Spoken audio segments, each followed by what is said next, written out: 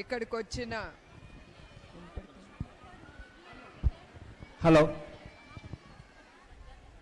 ఇక్కడికి వచ్చిన మహాశక్తికి నా హృదయపూర్వక నమస్కారాలు.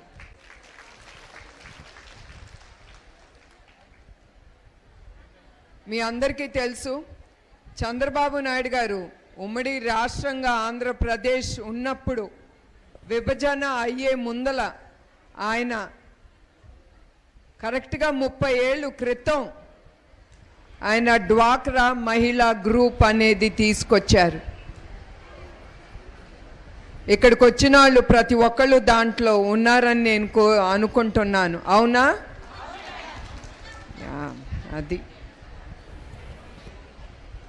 అది ఎందుకు తీసుకొచ్చారో మీకు తెలుసా?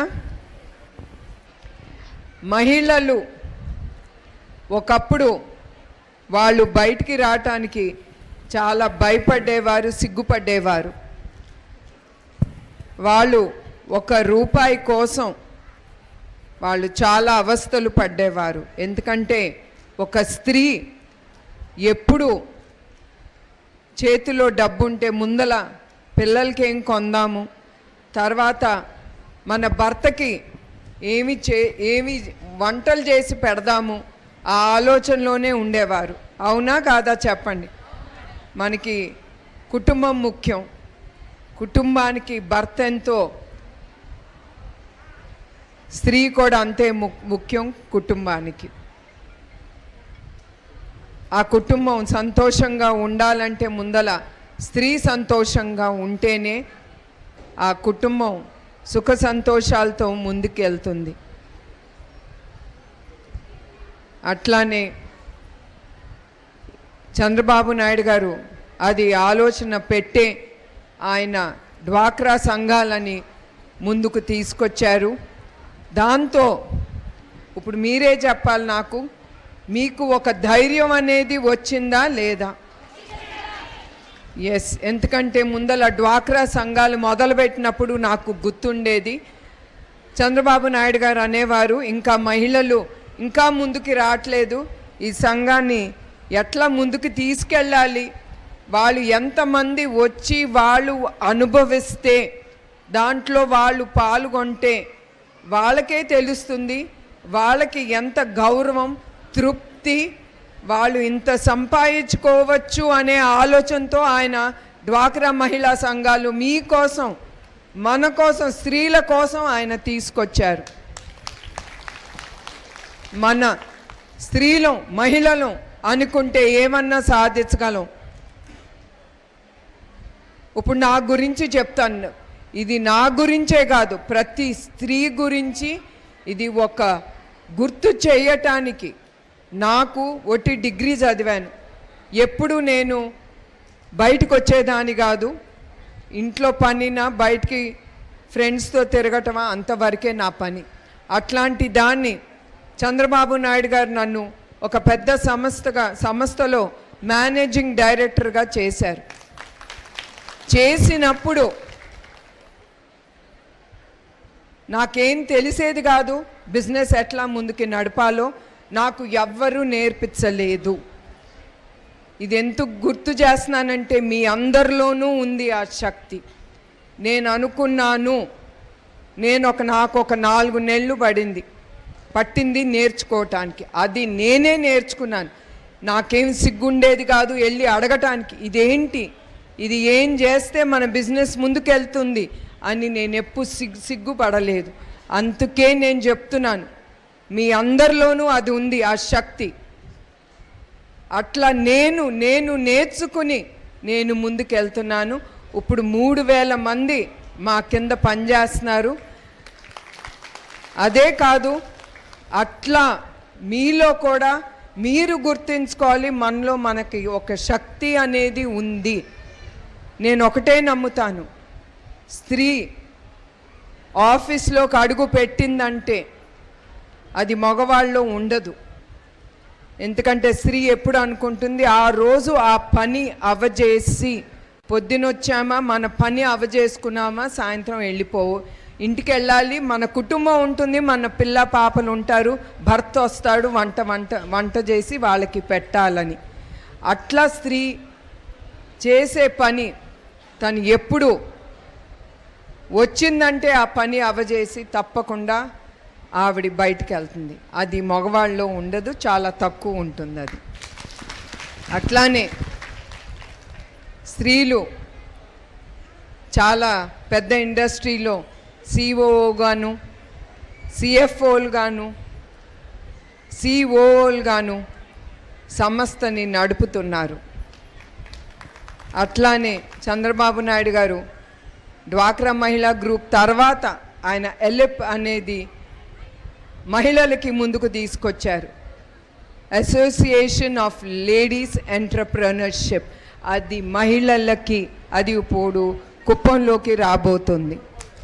అది కూడా డ్వాక్రా సంఘాలనే, అది మహిళలకి వాళ్ళకి ఏది ఇంట్రెస్ట్ ఉంటే అది వాళ్ళ శిక్షణ ఇచ్చి వాళ్ళని ఒక ఇండస్ట్రియలిస్ట్గా ఒక కంపెనీని నడిపేటట్టుగా వాళ్ళని ట్రైనింగ్ ఇచ్చి ముందుకు తీసుకెళ్తారు. దాంట్లో లోన్లు అన్నీ ఉంటాయి మనకి. అవి తీసుకుని మన మహిళలు చాలా అభివృద్ధి చేయగలం, చేస్తాము కూడా. ఇప్పుడు ఎలిప్ అనే ఉండే తెలంగాణలో ఉంది, హైదరాబాద్లో. అక్కడ 1000 రూపాయలు 2000 రూపాయలు కాదు, మహిళలు లక్షలు కోట్లు సంపాదించుకుంటున్నారు, సంపాదించుకుని ముందుకెళ్తున్నారు. అందుకే నేను అనేది ప్రతి స్త్రీలోనూ ఒక శక్తి ఉంది.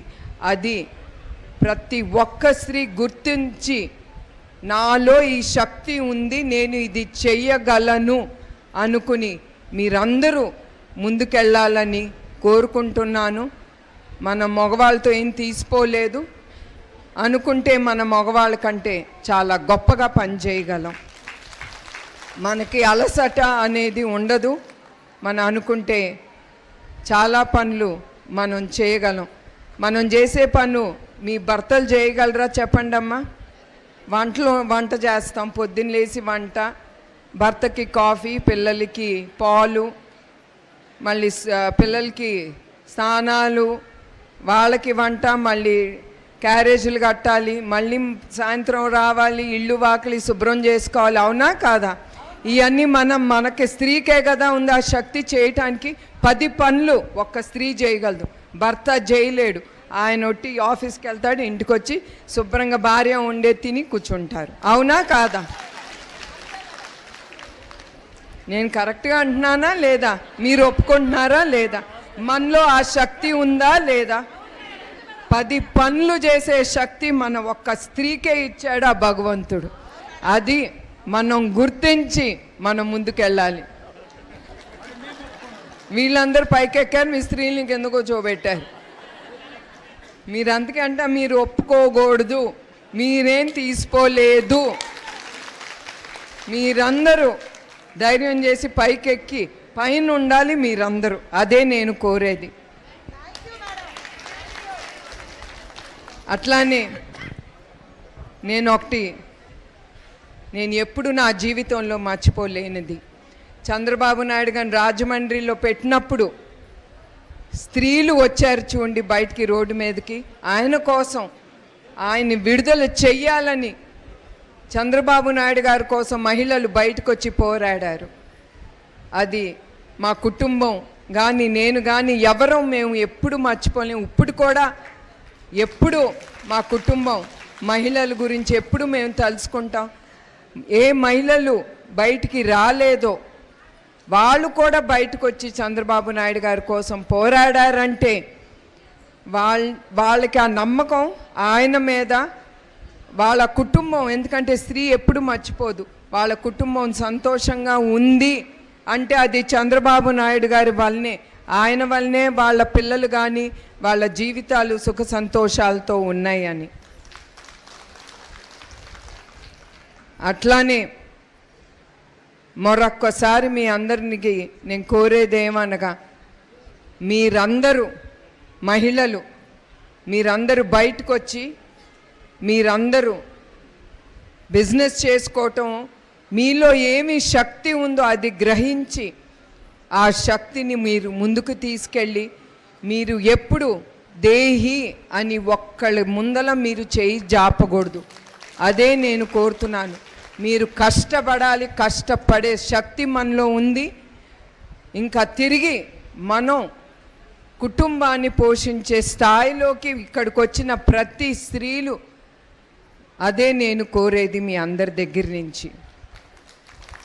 సో మరొక్కసారి మీరందరూ మీ కుటుంబాలతో సుఖ సంతోషంగా ఉండాలని, మీ అందరిలో ఎప్పుడు నవ్వు అనేది చూడాలని నేను కోరుతున్నాను.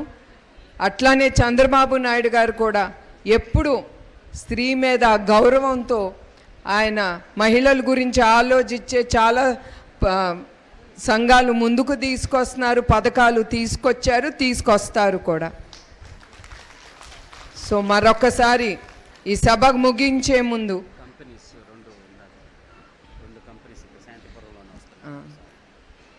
నేను ఇంకొక విషయం మర్చిపోయాను, చెప్పారు కానీ నేను మర్చిపోయాను.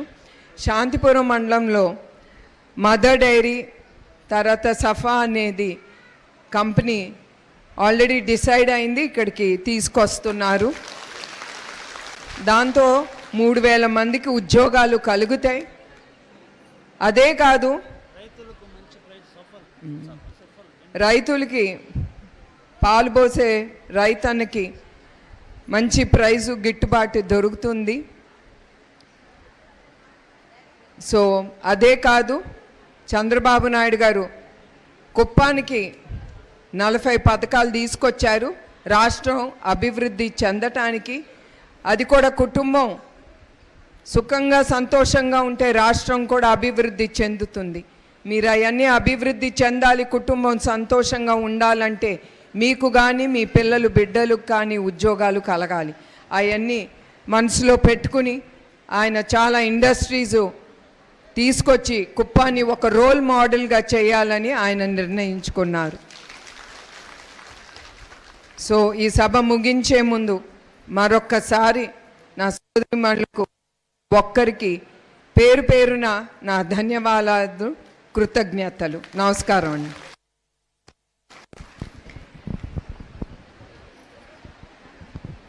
ఇప్పుడు దయచేసి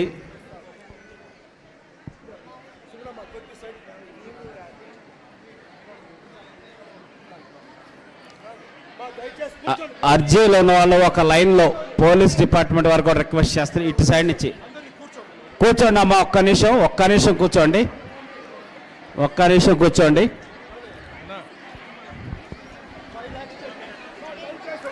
₹5,00,000 చెక్కు రెస్కో ఇదిలో చనిపోయిన వారికి మేడం గారి చేతుల మీదుగా పోతుంది. ఒక్క నిమిషం.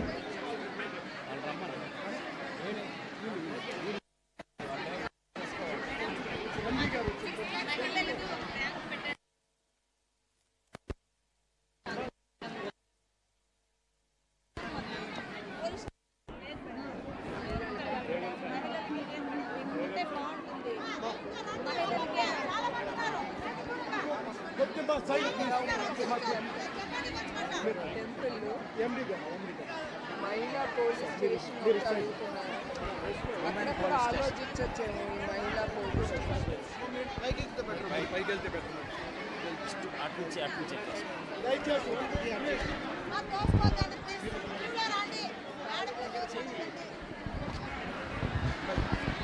దయచేసి మన రెస్కోలో శ్రీపడిపల్లి పంచాయతీకి సంబంధించిన వ్యక్తి కరెంట్లో విద్యుత్ షాక్తో చనిపోయాడు.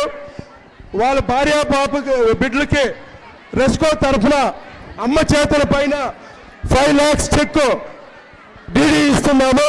కాబట్టి అందరూ కోఆపరేషన్ చేసి కొద్ది గ్యాప్ మన ఎండి గారు పైకి వెళ్ళండి. మీరు పైకి వచ్చాను, మీరు పైకి వచ్చాను.